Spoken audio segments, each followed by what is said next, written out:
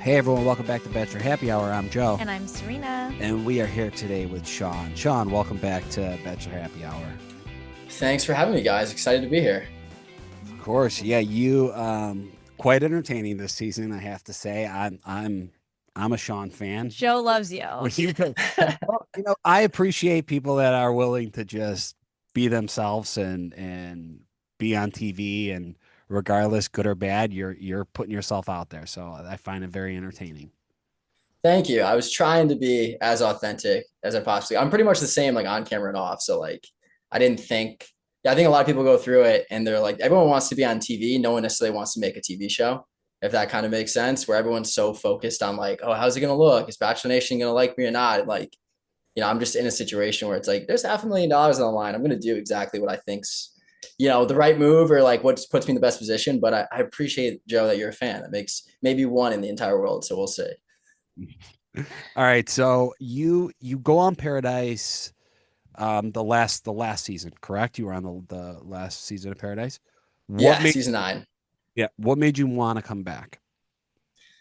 The AC, new location. I think it was like kind of an easy choice. I knew if I like watched it back, I'd have FOMO, not going to experience something new, like a brand new resort, new production team, new concept, I guess, from a show standpoint.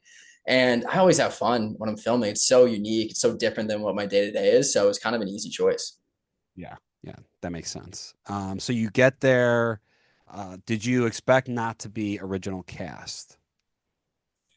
No, I kind of thought I would be original cast, not just from like what was going on. It was more so like the day I flew out there. I was like, oh, I'm probably going on first because it was the beginning of like when we started filming. So I kind of expected it. I was really kind of disappointed when I was an original cast, but in the end, I think it worked out better for me in terms of like going at the right point. But yeah, I expected to be OG cast originally. So you get down there. What's that first day like? Wow. First day was really tough. So when I got down to the beach, I was kind of like training myself to interact with humans again. Like I felt so uncomfortable, like talking to people. I had no idea the dynamics going into it. I did really feel uncomfortable. It took me about a couple hours, maybe 2 to 3, where I finally kind of settled down a little bit and was more myself. But it was definitely nerve wracking going in. And this time around, like normally you just come in with a date card and you're just going to pull people. This time you come in and get a chance to meet everyone before you take someone on a date. So I didn't really know what to say or do when I got there. I was like, oh, hi guys, I'm Sean. I don't know if you know me or not, but great to meet you. And then, one thing led to another. Yeah. Who did you take on a date? Jill, right? Yeah, Jill. And why Jill? Jill's fun. Like when I got there, everyone's talking about like coming in late. I was the last guy to arrive on Paradise. I think, yeah, pretty much. When I got there, it was really the only people open were Jill and like somewhat Alex at that point. And I remember the first night I got there, I was hanging out with Jill and we just had like a fun banter. And the date was like an ATV date where you're going through the rivers of Costa Rica. You kind of have to have a certain, carefree attitude to have fun on a date like that. And Jill was like the perfect person to take. We had a blast. Going into Paradise, was there anyone that was on your list of people that you wanted to meet? I think a few caught my eye, but honestly, this time around, I made it a point not to like basically research or reach out to anyone. It was kind of, I wanted to make my own assumptions of people, but also I feel like last time I put so much pressure on myself to make it work with somebody, where this time I just kind of wanted to go in and see what was going to happen. I really didn't have like a long list of people I wanted to meet. I just wanted to go and see who I really vibed with. Was it hard getting down there because a lot of people coupled up really early this season? Yeah, I think so. It was really hard. I don't know, like going back to it, I don't know necessarily who I would have coupled up with if I was there first day, but there definitely wasn't a lot of people pulling me for chats at that point. Like I literally was like Jill. That was basically it. So it was a little bit difficult going in this time around as compared to I think previous seasons. More people are open a little bit longer. At least that was the vibe. This time it felt like after week 2, everyone was like locked down. It was kind of a unique situation for like Bachelor in Paradise, I would say. Mhm. After your date with Jill, where do you guys stand as Yeah, me far and as Jill, anything yeah, romantic happening? we were definitely more like friend vibes, and even on the date, like we didn't really kiss. We had a blast. Me and Jill have a certain similar personality where we can like, kind of mess around, have fun, banter a little bit. And we definitely vibed in that way. But in terms of romantic, it wasn't really that romantic at all. And like we had a conversation, I think the day after that date, where it's like I don't necessarily know if like I'm feeling anything in terms of romance. Like I enjoy spending time with you, and like we'll see how it goes. But we kind of knew we were better off as friends, and I feel like Jill probably would say the same. We see with the Birds of Paradise activity, one guy comes down at a time, they're pulling their girl. We see you come down and you opt out of pulling Jill and you go for April. Walk us through that decision. Okay. That night's a little blurry. So back up a little People have bit. mentioned that the Birds of Paradise night is a little blurry for the group. A little blurry. So when we were going down, you're like picking out your outfits, and I like was first in. So I actually got like a decent outfit compared to some of the other ones there.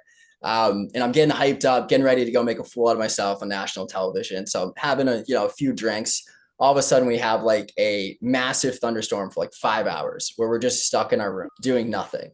So then, the drinks keep going. And 5 hours later, I'm like ready to go, like diving full into this journey. And when I was going to do my dance, like Jill and I danced together, but I had planned to do like a body shot off April because I thought that was going to get the crowd going. And I'm honestly not the best dancer, so crowd work might help my favor in terms of performance. I and then yeah, we made out, but it wasn't like I ignored Jill. I think that was just like kind of how it looked, but it really wasn't like that.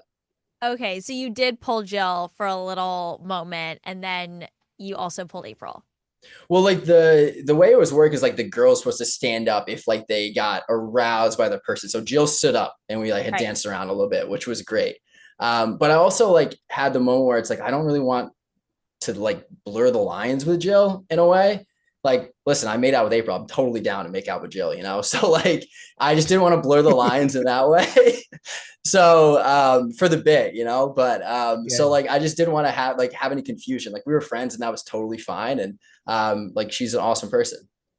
I get what you're saying. Like you had established that it was a friend connection. You didn't want to then pull her, make it a romantic thing in the game, and then maybe generate some confusion. Whereas like obviously April, there's less risk of confusion there. Yeah, for sure. Was there a chance of any confusion with April? Dang, honestly, at that point, thinking back to that week, like if Alicia didn't come down and it was just like me and like April, I might have given her my rose. I mean, I probably would have given it to Joe at that point, but like totally would be down to hang out with April and have fun. She was so much fun. So like such a carefree attitude and like really interesting too. So I totally would have, coupled up with April if, I had basically nothing else going on. It'd been fun. Well, I kind of wish that would have happened. We do see Alicia comes down. You're kind of being introduced to her at the same time every guy comes down and is like, oh, there's a new girl here. We know that after the game, you and her had a conversation. Tell us about that conversation. Yeah, that conversation's that night still a little bit blurry. I don't know if it went too well. I remember like being very intrigued by Alicia. And there was something about the way that she like carried herself. There's like this elegant presence to her. I kind of described it as like Princess Diana-esque. Like it just captivated me in a way. Obviously her eyes are stunning. But it was really like probably not the best conversation at all.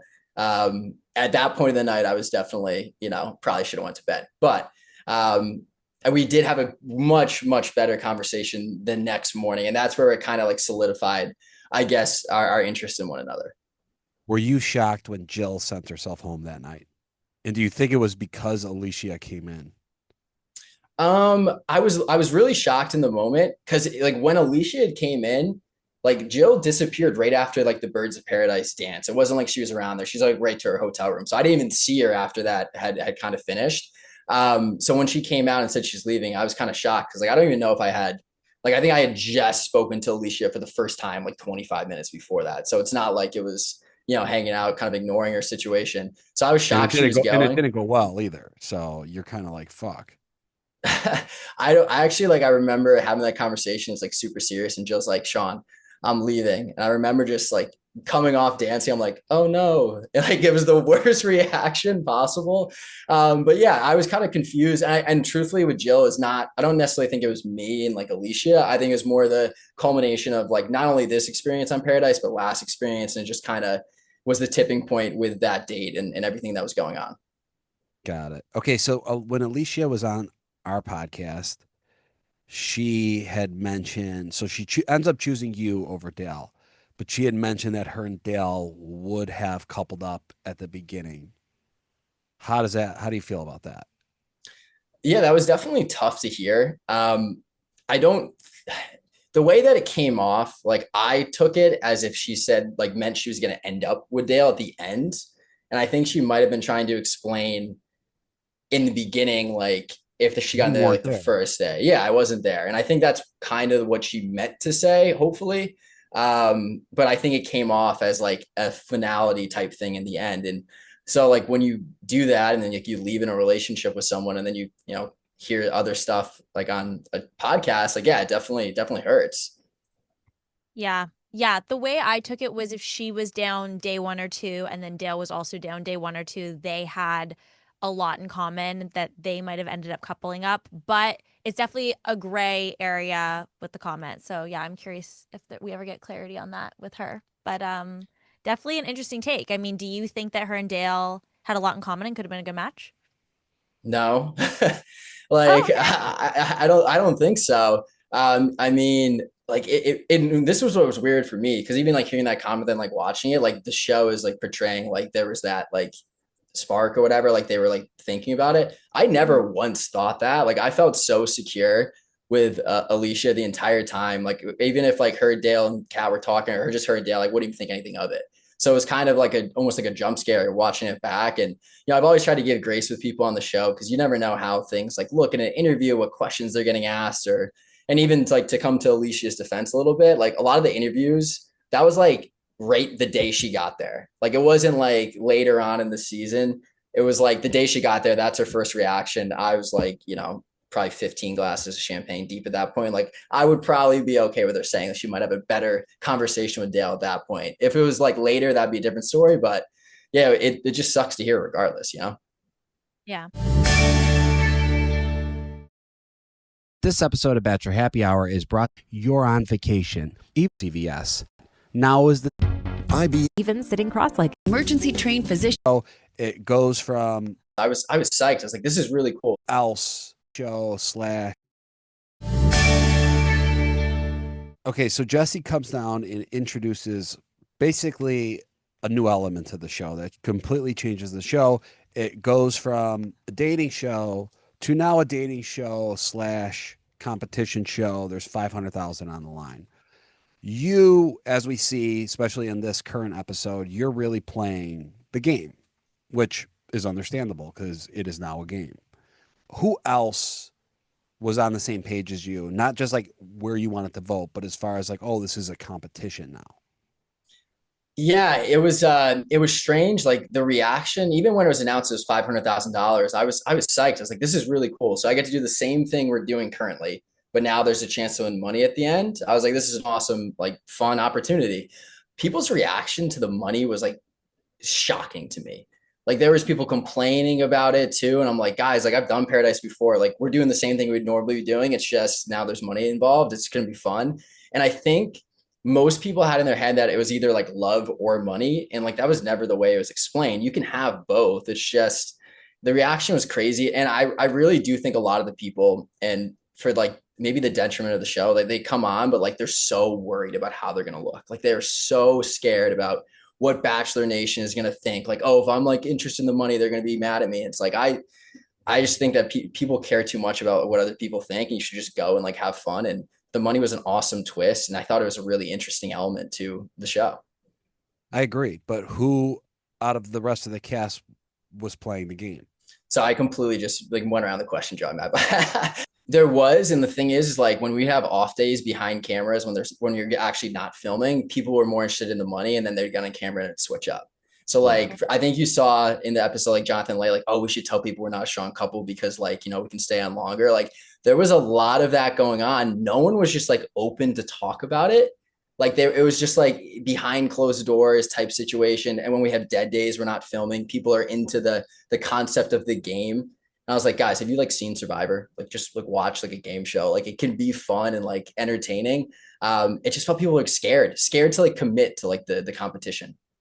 Yeah, it is interesting. I'm loving this element especially in this episode, of people that have not signed up for a game show, maybe never would have been like cast on a competition show, frankly, and now are like forced into the competition element, and who is like leaning in. I like love the Jonathan and Leia element where like they're not really in a relationship, but they are kind of trying to like play the game. For me personally, if I'm in a couple with Joe and he looks at me and goes, I don't care about the 500,000. That doesn't mean anything to me. I literally don't care. Red flag. I'm sorry, like red flag. Or you better have a lot of money. Yeah, you better be rich if Yeah. you're gonna look at my face and say I don't care about $500,000. Yeah. So there is this kind of like tell me if I'm right. It like feels like some people like this holier than thou mentality of no, I'm here for love because my heart is pure, and then people are looking at you and some of the other people as like, how dare you care about the money? Yeah, it was nuts. And like, it's $500,000. It's not like 50K where after taxes, you know, like whatever, it's like 25 maybe, right? Yeah, split it in half. $500,000. Like, It's a lot of money. do these people make that outside of the show? I can guarantee you no. Like, you know how long you have to work to make that? Like, that's a really, really good year's worth of work there. And I can win it on a competition show that I had no idea was going to be a money element. Like, yeah, the holier than thou approach is the best way to describe it, Serena, because like that's what it felt like. Even when I was saying some of the stuff this episode, I'm like, guys, like I'm not being mean. Like at least like the cat thing might be a little bit mean, but before that, it was never like mean. I was just like, it doesn't make sense strategically to not think this way. Like, who does it benefit if you're just going around to the next week? And I think a lot of people were just trying to buy their time until they got voted off. And like, I'm not gonna just sit around and wait for someone to come chop my head off. Like I'm going to try to protect myself and do something that would give us some sort of security. Do you think Brian telling Bailey about Jeremy was a game move or a friend move? I think it was a little bit of both. I think strategically it might have been into his favor, but I'll tell you what, the whole situation, I'm glad you brought that up, Joe, because I was thinking strategy from the moment they said this is a competition show. So to go back into like last episodes when Brian brings up all this stuff and everyone gets mad at Brian, I think a lot of people, truthfully, I didn't have a problem with Brian, but a lot of people didn't like Brian. Like they did not like Brian. So when it came from him, they immediately turned on him no matter what. And he was right to tell Bailey because like watching it back and you find it out on a TV show, that'd be awful. Why didn't you tell Bailey? I came in and I wasn't even there when Susie was there. So I wasn't even there for the phone call. I really had Jeremy brought it up to me one time in the pool. And I think it was like 3 days after I had gotten there. And he was like telling me like everything that happened up that point. He's like, yeah, no, she left. I called her. I was like, what do you mean you called her? He's like, yeah, I just called her. I was like on camera? He's like, yeah, like in an interview. I'm like, you're an idiot, dude. Like that is definitely making it. But then I kind of forgot about it. Like I literally I wasn't around for all like the Brian, like talking to Bailey that night. I had no idea. I completely forgot about it. And then that one night everything blew up and I was like, oh geez, I guess like Jeremy never brought it up. I thought it was squashed. It like never came up after that moment until everything came apart. Gotcha. Walk us through your Parliament of Paradise strategy and how you picked who you wanted to be in this alliance with and like how you envisioned it going versus how it actually went. Yeah, great question. So when I started to do the math on how many days of Paradise were remaining, because you have like a finale date, right? Like when we're stopping filming, there was like 5 days left, like maybe 6. I'm like, we're voting off people at a rapid rate now.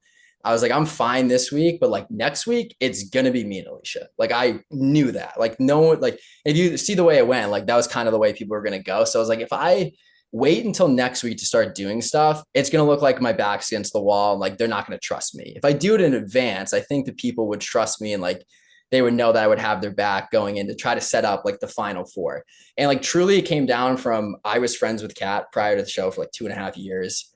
I knew Jeremy beforehand and Alicia was friends with Alex and Bailey. They were from their season. Like, that's kind of how it came out. And then like at the end of the day, like Spencer and Jess, like I don't want to go up against them in the end. Like however this is going to end, whether it's like, I don't know, like the audience votes. Like I'm not going to win the vote against like Spencer and Jess. If it's like let's say a jury comes back and votes, like I'm not going to win that if I'm going against them. So like trying to like facilitate Alicia and I up to have the best success moving forward. And like the people I involved, they'd all like expressed interest. Like, and that was like where it was kind of shocking the way it came off. They downplayed it. And I think that they kind of caught on that no one else was like thinking strategically.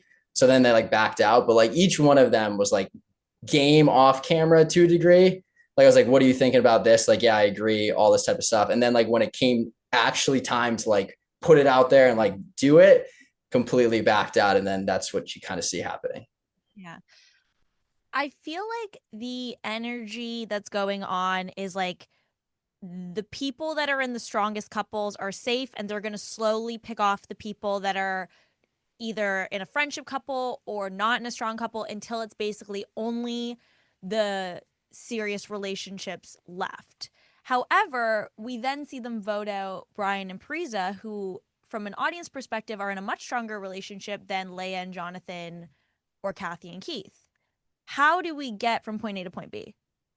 Yeah, it seemed like again, like I would say kind of the holier than thou approach type situation. Like they didn't like Brian, they voted him off. Like I don't understand where the concept went awry.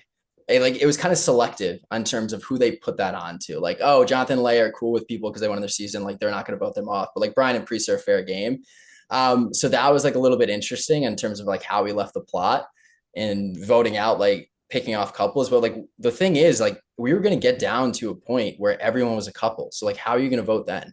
Like, is it just automatically that if you were there earlier, staying longer? Like that didn't make sense to me. Like there was probably stronger couples that maybe formed later. So it was, the whole thing was a little bit confusing and no one was thinking like a couple steps ahead. It was only like in this moment, like this day, how are you going to feel? And like, I was trying to think a little bit further down the line. I think you're kind of like the victim of this being the first time the show does this, and because you went so, and you did go a little too hard with the strategy, because that just put a target on your, like if I was down there and then people are like, let's just go Sean, and the numbers were on you, I'd be like, yeah, he's an easy target, just get it off me, because I think that's a big part of the game element too, is like, as long as it's not me, I don't really care who it is, because I'm just trying to get to the end. But you get pretty worked up over Kat, which seems pretty reasonable because we see in the episode kind of clips of you standing up for Kat. She also did come on our podcast and say going into the season you guys were good friends and that she would like call you about guy stuff and you would call her about girl stuff. So what goes wrong? Yeah. Great question. I actually don't even know if I still know the answer to that. And like the way I describe friends in this world is like, I have like my Bachelor Nation friends that I'll see at an event. I'll see out if I'm in their city, but I'm not like calling them to like hang out, you know. Kat was like a real friend, like outside of this, where like we would talk pretty frequently on the phone. Like, you know, we caught up before Paradise, like when she was in Tampa for the holidays, like met her like some of her sister, I think. So like she was like an actual friend. And I don't know. Like I really don't know. I think that in her mind, I was trying to get people to turn against her, which was like never the case. Like if I didn't win, I wanted Kat to win, like the money. And I think it was just a game of telephone. And I don't necessarily know all the details because we don't get to see everything, but I think it was more so, like you said, Joe, where like people were trying to put the target off their back. So then that shifts it onto me. It's like, oh yeah, he's going to do this. He's not, you can't trust him, all that type of things. But yeah, it kind of went awry. And then I just felt like pretty betrayed at that moment. And I was like, the one person who I thought I could trust, but I actually don't even know what honestly happened. Like, I don't know if I'll ever truly know the situation. Yeah, watching it, she definitely seems to hesitate on wanting to speak to the fact that you guys are friends. And it does feel like she is calling your character into question. I think she says like she feels like you're not moving with integrity. And she's really, really upset by the conversation, as are you.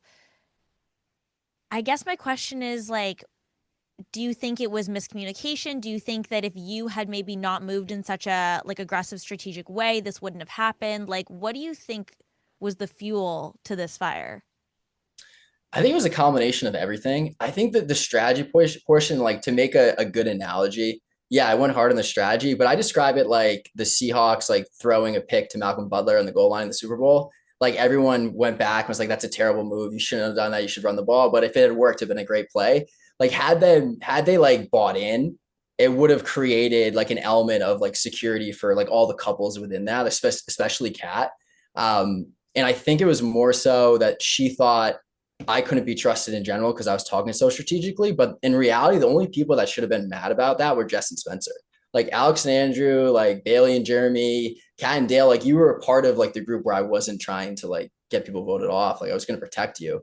So I think it was more so ID photos. Super convenient. I also like to vacation mid-vacation. Say New York, New York with someone special. Make the moment matter. Clock off just in your back. I personally love your day. It's the Game of telephone that sprout out the target off the back. Once they only people that should have been mad about it would have created one hard on the strategy. But I describe it like the Seahawks like throwing a pick to Malcolm Butler on the goal line in the Super Bowl. Like everyone went back and was like, that's a terrible move. You shouldn't have done that. You should run the ball. But if it had worked, it'd been a great play. Like had they like bought in, it would have created like an element of like security for like all the couples within that, especially Kat. And I think it was more so that she thought I couldn't be trusted in general because I was talking so strategically. But in reality, the only people that should have been mad about that were Jess and Spencer. Like Alex and Andrew, like Bailey and Jeremy, Kat and Dale, like you were a part of like the group where I wasn't trying to like get people voted off. Like I was going to protect you.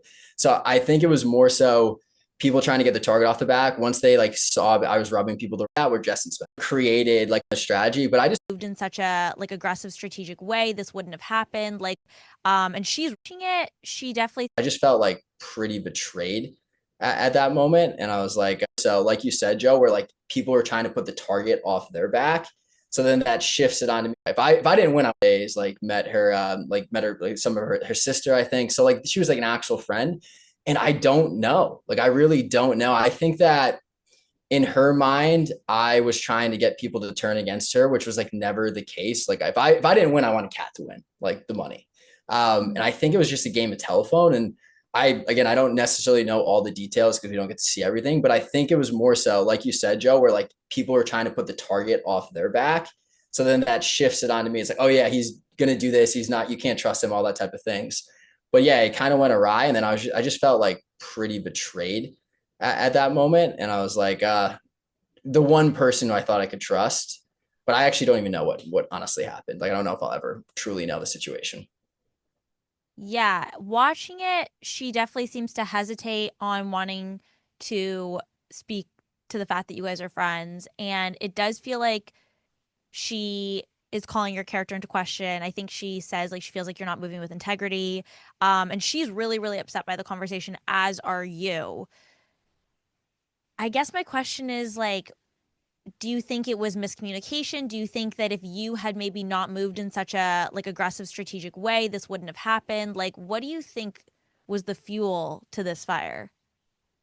I think it was a combination of everything. I think that the strategy portion, like to make a good analogy, yeah, I went hard on the strategy, but I describe it like the Seahawks like throwing a pick to Malcolm Butler on the goal line in the Super Bowl. Like everyone went back and was like, that's a terrible move. You shouldn't have done that. You should run the ball. But if it had worked, it'd been a great play.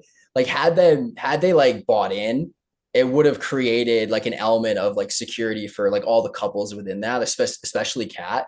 And I think it was more so that she thought I couldn't be trusted in general because I was talking so strategically. But in reality, the only people that should have been mad about that were Jess and Spencer. Like Alex and Andrew, like Bailey and Jeremy, Kat and Dale, like you were a part of like the group where I wasn't trying to like get people voted off. Like I was going to protect you. So I think it was more so people trying to get the target off the back. Once they like saw I was rubbing people the wrong way, they like piled on. And like there was some stuff that I got told that people thought I said. I was like, I never said that.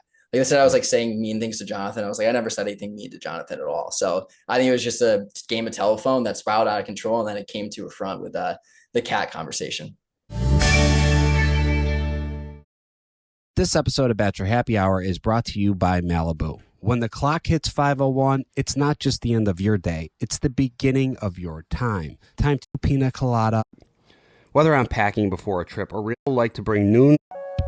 Or is it built to work? Do you know 90% of top? I feel like I'm taking care of everyone, but How did it feel when she went back to Dale and then Dale and you kind of got into it? I mean, what am I going to say to Dale? Like, I mean, we've seen like kind of this. I was like, what? Oh, sorry. I didn't want to get into like an argument with Dale over something that I didn't even know what Kat said. Like she said, I cussed her out. Like, I don't think I cussed her out. I think I used a cuss word, like saying I would never like effing do that to you. But like at that point, like I didn't even care. Like I felt so betrayed. No one was like looking at me. No one was looking me in the eye. No one would come up to me. Like it was really awkward. I just wanted to go with Alicia and like just be done with it, the whole situation. So I kind of just like, yeah, I'm done. That's not even worth an argument.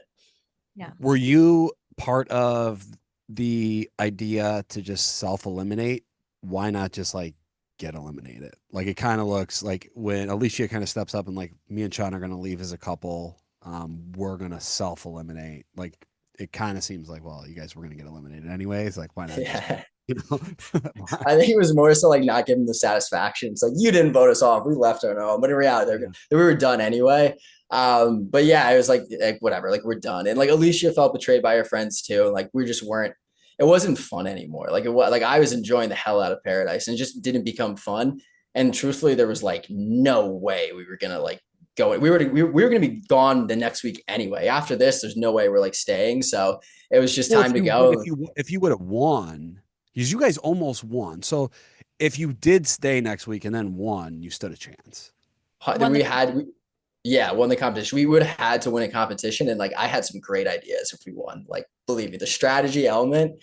So this was funny. Not taking your foot off the gas, eh? But I think people people have came to me afterwards. Like, I probably should have listened to you a little bit more, like towards the end, because obviously know how it ends. But I wanted to be able to like control the game in a way, right? And there's certain elements to it where you could like have an impact in the voting without just yourself. So for example, like the way it was worded was when you won a competition, like you got to hand out the first rose. In my mind, and this like how deep it went, I was like, what if I hand it out to like another guy?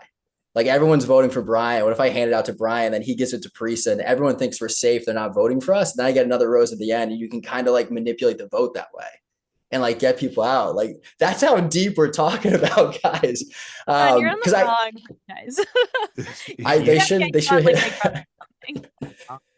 We do see Brian gets a little worked up and he's like, I'm gonna, in his interview, he's like, I'm gonna slap this kid right now, referring to you. I don't think he was serious. But yeah, like what was his issue? And you guys had a conversation and how did that end?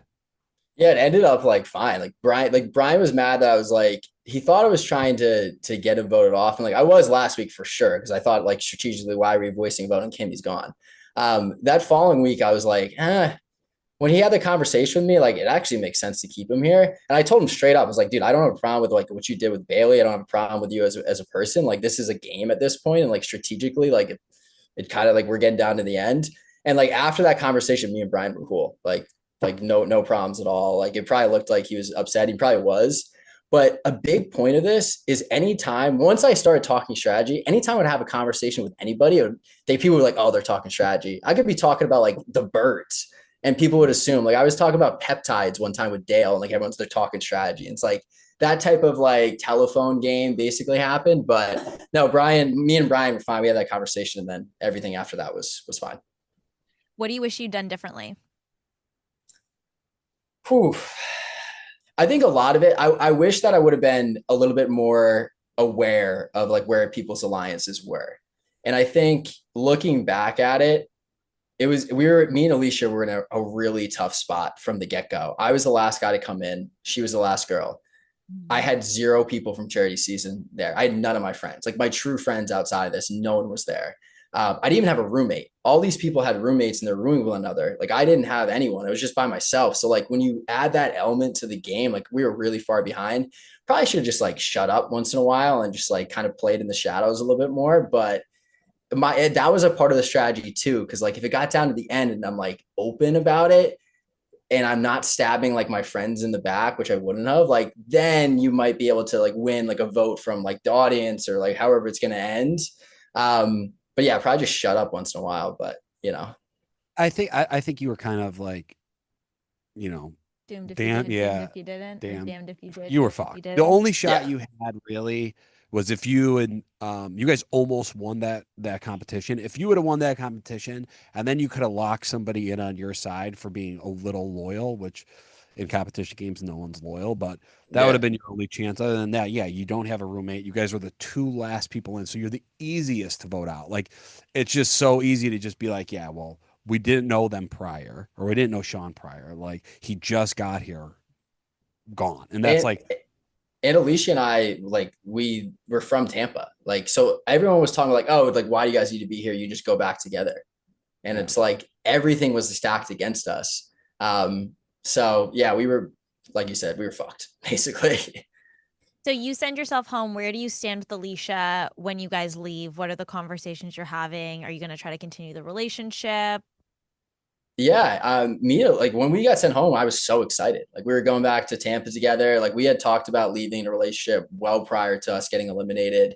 And I think looking back, like we were spending like every night, like sleeping in the same room together, like all those like meaningful moments. Even like the episode where Kim gets voted off, like I had like a mini date where I'm like putting a blindfold on her, feeding her like chocolates and stuff like that. Like there was all these like integral moments to our relationship that like really built it up. Didn't really see it at all, but I was excited. I was like, we need to go back and like hang out with her. I thought I found like the most amazing person. I was like incredibly excited about our relationship. So yeah, I like couldn't wait to get back to Tampa. All right. Well, we can't really touch on where your relationship status is now, but I think that really covers everything. Sean, thank you so much for taking the time and coming on the podcast. Thanks, guys. It's a pleasure talking to you again. I don't think we'll probably have this conversation again in the normal setting, but we'll see. Probably not. And to all our listeners, thank you guys so much for tuning in to Bachelor Happy Hour. Make sure you download and subscribe to the podcast. We will have new and exclusive interviews every single week. Thanks for listening. Bye. This is an iHeart podcast.